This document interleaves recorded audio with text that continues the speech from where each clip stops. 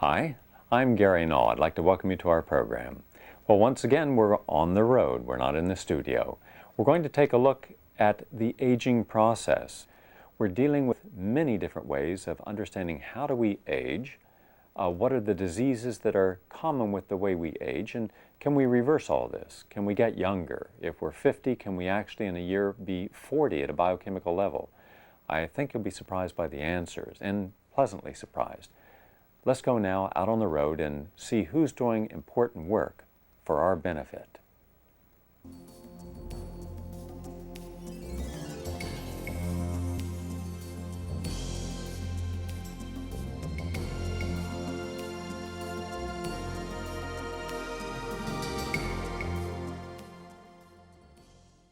Now, which supplements, if you're going to supplement, which ones would be the best? Well, here is just one list from one bottle, and I suggest all these. These are the antioxidants.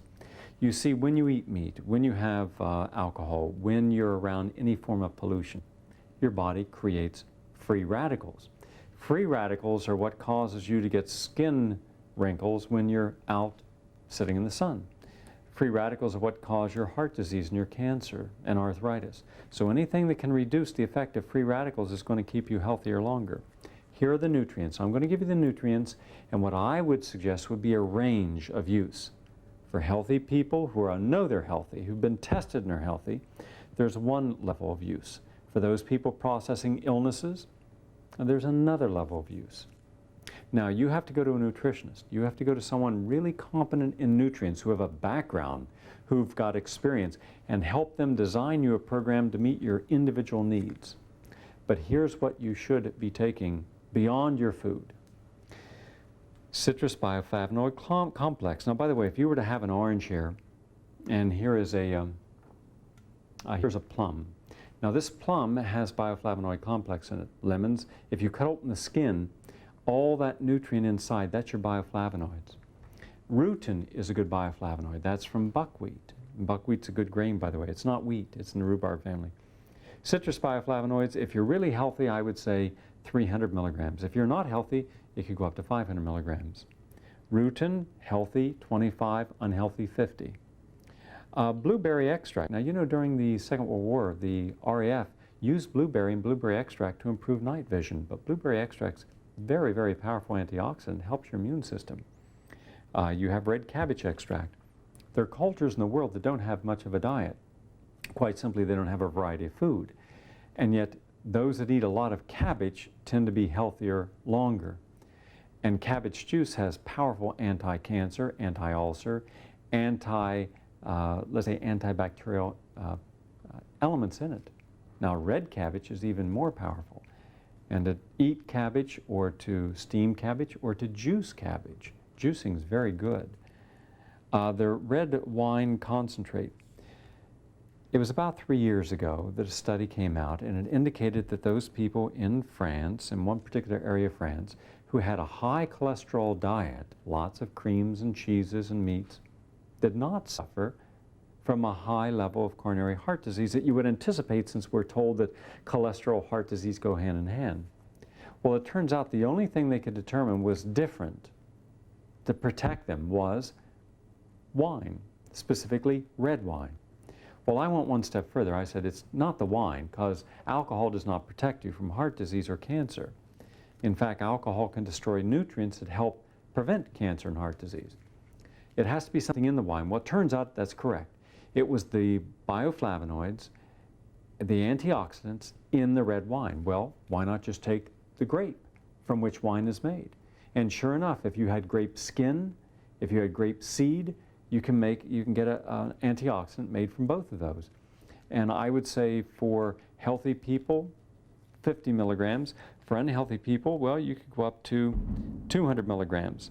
Now, let's say that you're in China. One of the most common things eaten in China, or drank in China, is green tea and green tea extract. We know that it has anti-cancer properties. We know that it helps stimulate the immune system. So green tea decaffeinated, very good for the immune system. Now, this also has beta-carotene. Of course, you're getting beta-carotene in all of your orange, yellow, red vegetables and fruits, and that's why to have 6 to 9 servings ideally. Then you have glutathione, very good for the immune system. Hard to get digested because it doesn't assimilate easily. So I would take something that produces glutathione, and that's N-acetylcysteine. N-acetylcysteine is very good. It's an amino acid, and I would say 200 milligrams if you're healthy, 400 if you're not. L-cysteine, by the way, is N-acetylcysteine. It should have been L-cysteine, is a detoxifier of the liver. If you've had problems with liver disease, L-cysteine is one of the best things you can have. Vitamin C. Now, of all the nutrients that you can take, vitamin C is the single most important for your skin, to help prevent wrinkles, to get your youthful elasticity back, because it helps produce collagen, which is the connective cell tissue that holds all of your skin together and your muscles. It helps the body stimulate natural interferon and natural leukocyte activity. It helps your thymus gland. It detoxifies your liver. It helps your kidneys. It helps the brain. It helps prevent diabetic retinopathy and cataracts. It helps protect the heart. It helps you if you have arthritis. Vitamin C helps with everything. If you're healthy, 2,000 milligrams a day is what I would believe we should be having, unless you have some reason you can't take that much. And if you're unhealthy, I've seen people under medical supervision take as much as 150,000 milligrams with IV drips going into their arms. And I've seen people with hepatitis B and C, with cytomegalovirus, with human herpes 6, chronic fatigue syndrome, AIDS. I've seen them remarkably improved when they're getting the high-dose vitamin C. Vitamin E. Kind of interesting that Dr. Wilfred Shute up in Canada with his brother treated over 30,000 Canadians and Americans using vitamin E. Intermittent claudication, diabetic gangrene, so many conditions they helped. And how much? Was it 30 units? No, it was not. It was 800 units, 1,000 units, 1,600 units. Now today, I just interviewed a physician, a cardiologist, board certified from Dallas, who's just written a book called Antioxidants and Coronary Heart Disease.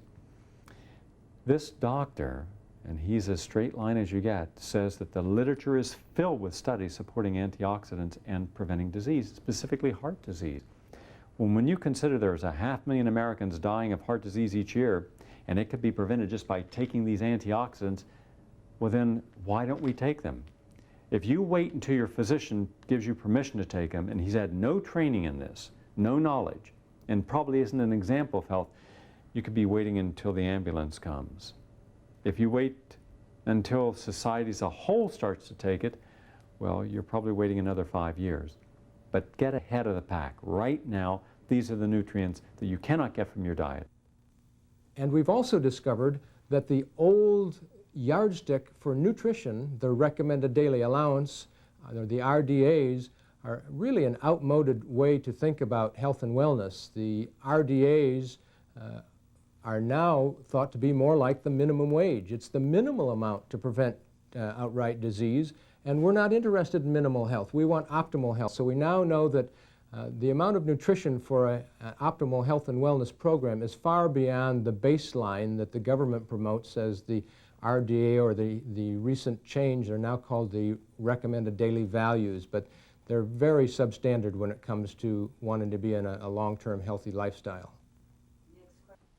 Virtually all the physicians and scientists I interviewed have a common thought, that when the body is deficient for a period of time of different nutrients, such as vitamin C, by giving it to it orally, that's good. But when you give it intravenous, you're giving a large amount that the body can fully absorb and utilize all at once. Therefore, intravenous vitamin C is a major therapy. Let's visit the Healing Center in New York City and see what progress they're making using IV drips of vitamin C and other nutrients for the aging process. What we're trying to do is cleanse the body of toxins and free radicals, free the body of all these pollutants that actually weaken the body. It's been well known for many years that the mind will control our body as well as the body can control the mind. If we get angry, we get upset, we raise our blood pressure. If we get excited, we'll start sweating. So many physiologic responses will happen just from our emotional states. The reverse happens also. When the body is in pain, when the body is fatigued, when the body is under attack by all the toxins and pollutants and heavy metals that we come in contact with on a daily basis, it weakens us in such a way so that we're more susceptible to other stresses in life, both spiritual and psychological stresses. So it's important to keep the mind and the body well. What we do with the intravenous vitamin C is we cleanse the body of the heavy metals. We also use other chemicals such as EDTA to help chelate out the heavy metals. In a case like Lynn's, where she had high viral titers, the vitamin C in high doses, along with other nutrients, can help destroy a lot of the viruses, stop them from replicating, and get these viral problems under control. We also use other chemicals and nutrients, all safe, non-toxic chemicals, I might add, that help boost the energy system and give people more energy to get by on. I wasn't getting well until I went beyond the 100,000 milligram vitamin C drips. I was only maintaining for many years at a low level, and once I went up to 200,000, the viruses started to collapse. That was the most important part of my healing. I also did ozone. I continue to do approximately 100 to 140 vitamins and herbs a day. I changed my eating radically to organic vegetarian and water. There's no garbage in my diet any longer. Of course, normal things that you would do to de-stress yourself, such as meditation, prayer, your interests, and interacting with other chronic fatigue patients. I share whatever information I've learned with whomever I come in contact with. We're living in a toxic world. Many people are eating empty calories. As a result of that, the deficiencies of those calories, we can't get the right vitamins and nutrients from the foods we eat. They wind up with GI manifestations, and many people will have uptake block and not able to get the vitamin, nutrients, minerals, even if they were able to eat the proper foods. It's better to eat organic foods as opposed to the regular commercial brand foods. I think that one way to do it is with intravenous vitamin therapy, and chelation therapy is a tremendous way of detoxifying the body, getting rid of certain toxic metals, and replacing vitamin and nutrients as well.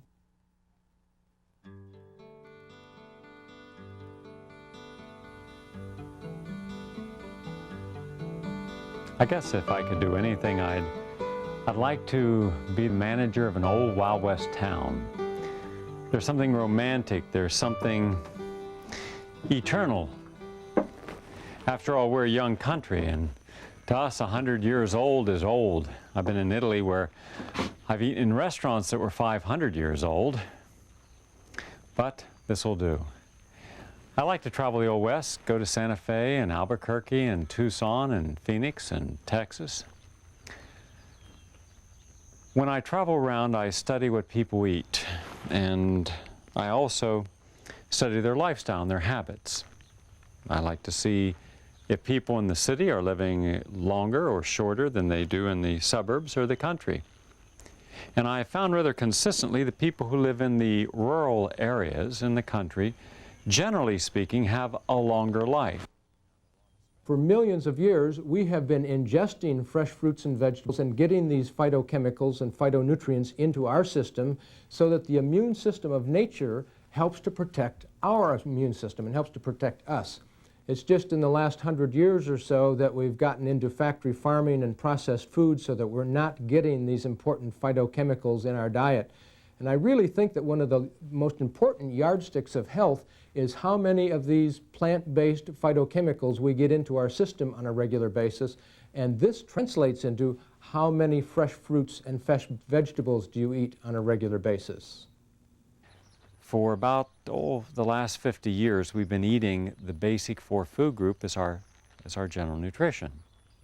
And let's face it, when you were in school, your dietitian or your home economics teacher and later your doctor and nurses and virtually everyone told us, eat your meat. It'll give you strong muscles. Drink your milk. It'll give you strong bones. And have your spinach. And that was about it.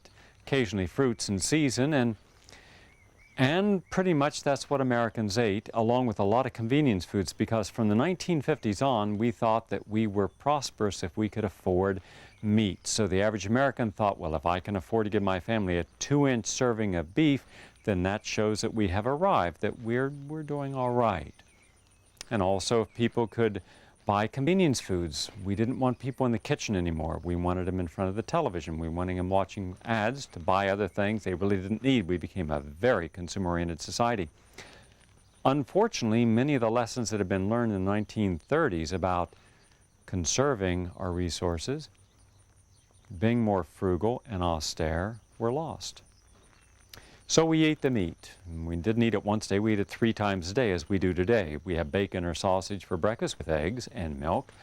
We have pizza or cheeseburgers, hot dogs, grilled cheese sandwich for lunch. We have fish or pork or ham, something for dinner. And around that we'll have potatoes, but generally French fries. They're the most commonly consumed form of potato. Coffee and sugar, desserts, of course. And then we wonder why we're sick. For most of my life, and practically for all my life, I've eaten nothing but veal cutlets, steak, junk food, hamburgers, canned food, box food, anything that came into my sight I'd eat, just because I like the taste. I had been eating like a child without restriction. I mean, just any kind of junk food you can imagine. And I felt it. I just felt it. I felt heavy and sluggish and just no energy, whatever. All over Africa, people have no dairy and they have no osteoporosis. They have no animal proteins to speak of, and they have no colorectal cancer. They have no coronary heart disease. They have no arthritis in any statistically significant number. They certainly have no spastic colon and appendicitis. They have none of the gastric distress we have. Of course, when they're eating 50 grams of fiber and we're eating 15 grams of fiber, there's a big discrepancy. So let me tell you the bad news about our diet. The bad news is it doesn't work. It is an abomination. It should be avoided at all costs. I mean no meat. No chicken. Chicken, according to Dr. Virginia Livingston Wheeler, is susceptible to leukosis, which is a form of leukemia that you could get, in her opinion. You'd never eat a chicken if you saw what a chicken eats. We now have bacteria that are resistant to antibiotics. Why? Well, because half of all antibiotics are fed to animals, and hence we consume those antibiotics and tranquilizers and growth-stimulating hormones and pesticides and herbicides and all other forms of artificial chemicals. We embalm our meat. You'd never eat a piece of meat if you saw it as it really is. Now, if you've ever cut your finger, did you ever cut your finger and you notice first it's red for about a minute, and then it kind of turns a brown or purplish color because it's lost the oxygen is oxidized? Well, if you saw meat when it's actually been butchered, about an hour later it's not bright red. It turns brownish color and it stinks. And so they know people won't buy it on its aesthetic. So what they do, they give it a color fixative, sodium nitrite. Well, sodium nitrite we know is a cancer-causing agent. That's not in dispute. Now, amines, which you can get from a lot of foods and beverages, for instance, if you have a ham sandwich with a beer or corned beef on rye with beer, you're getting amines and nitrites. Together they create nitrosamines. And nitrosamines are among the most powerful known cancer-causing agents. And I believe it was Dr. Leginsky at Oak Ridge showed that nitrosamines can cause cancer in all forms of animals, even at low doses. We're not talking about large doses, low doses. And yet we wonder why we have such a high level of colorectal cancer, one of the worst cancers. And also hypertension. It's rich in sodium. We have too much sodium in our diet. We have kidney disease, which is massive. Kidney disease, I think, are our 3rd or 4th major killer in the United States. We didn't used to have this because we didn't used to eat all this animal protein and we didn't preserve it the way we do today. Have you ever been on a farm? Yes. Have you ever seen a little lamb? Yes. Yeah, they're cute. They have their personalities. Each one has its own unique personality. If you have a whole 20 of them, everyone's different. And they're very smart. They respond to love. They're fearful of people who don't love them. Anything that emits love, where does that love come from? The soul. They're not doing it just to get fed. It's a bond, it's love. Now you can't say that a lamb doesn't have a soul, but your dog or cat does. Do you feel that your dog is smart, that it has feelings, understands you? Can it respond to you in your moods and emotions? Any of you have dogs in here? Do you think your dog's just a dumb animal that doesn't know anything? Has a sense, right? Anything that has senses has a spirit. It's alive. Isn't it interesting? But I can show you people that will tell you that all these different animals, they have had pets and they've grown the affection, have shared that bond. Well, in someone else's culture, one of those there's going to be a meal. So I'm suggesting that to honor life, we cannot take a life to enhance our own life merely because it tastes good. That shows a denial of the spiritual value of life. Now think if you simply didn't take any energy in except the energy that was given to us from nature, the grains, the legumes, the nuts, the seeds, the fruits, and the vegetables, the herbs, the tubers, and the spices. That's all we need to be healthy. Now if you're taking something in that you don't need, then you're not honoring life. So why don't we ask ourselves, isn't it a part of health to honor life? I did things to my body for 25 years. I think I should have been dead at least 10 years ago. But I've changed. I take vitamins, which are healthy for me. I became a vegetarian. I don't eat any meat. And I eat what's good for me, and the food really tastes good. No meat, no sugar, no dairy product, no wheat. None of these things have I been eating. I've been eating lots of green leafy vegetables, carrots, beets, grains, just the whole 9 yards, nuts and seeds and everything. And I've been doing this for a relatively short period of time, and within that short period of time, I feel a world of difference in myself physically. I have far more energy. I'm not the least bit depressed. No lethargy. Just in normally like this kind of weather, which has been really hot and muggy and moldy and disgusting, I'd be suffering from very, very, very bad allergies. I haven't had one allergy attack. The health of the body starts in the intestine. We used to believe the health of the artery was supreme. Now we know the artery is secondary to our intestine. If it's bad going in the intestine, it becomes all the more worse when it's in your artery. You don't see vegetables clogging your artery and laying down plaque. You don't see fruits, you don't see grains, you don't see legumes, you don't see beans, nuts, and seeds. No, those are good. You see meat and fat clogging your arteries and creating congestion. We wonder why it takes us almost 50 years to appreciate that the amount of fat in the diet is a precipitator of the gastrointestinal disturbance we call constipation. By the way, the #1 cause of constipation today, laxative abuse.